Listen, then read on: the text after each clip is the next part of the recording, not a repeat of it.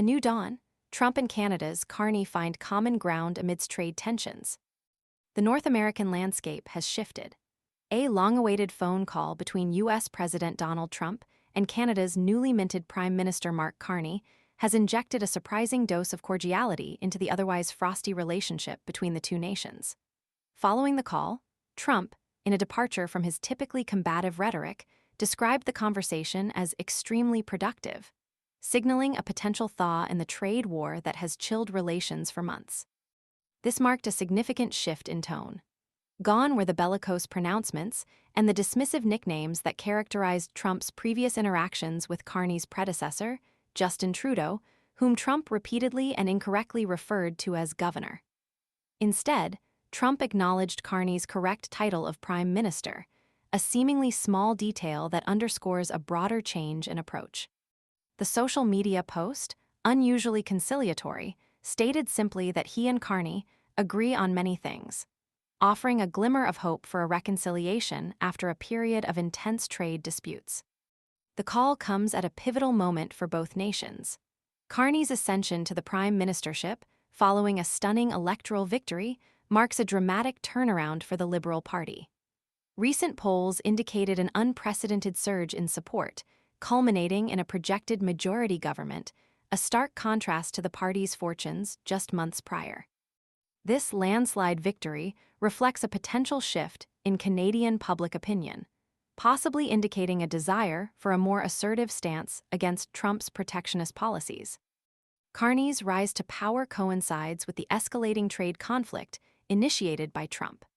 The U.S. president's imposition of a 25% tariff on Canadian automobiles threatens to devastate Canada's automotive sector, a cornerstone of the Canadian economy. Over 1 million cars and light trucks are manufactured in Canada annually for export to the U.S., generating billions of dollars in revenue and supporting countless jobs. The potential economic fallout is immense, impacting not only Canada, but also American consumers who rely on Canadian-made vehicles. The threat of these tariffs has created considerable tension. Carney, in his fiery speeches before the election, had forcefully criticized the deterioration of U.S.-Canada relations, lamenting the damage inflicted by Trump's protectionist policies. He openly expressed concern about the long-term implications of the trade war and even addressed the inflammatory suggestion by some U.S. officials that Canada should become the 51st state. This rhetoric reflected the anxieties of a nation facing an unprecedented economic threat.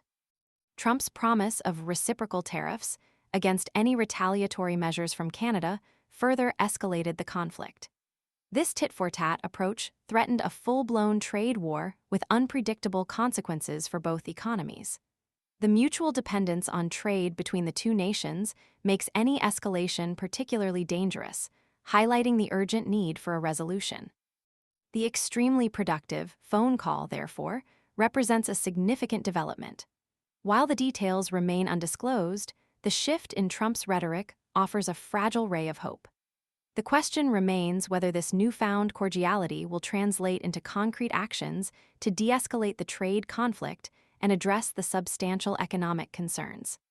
The success of this nascent diplomatic overture will be judged not by words, but by tangible progress towards a mutually beneficial trade agreement that protects the interests of both nations and their respective industries.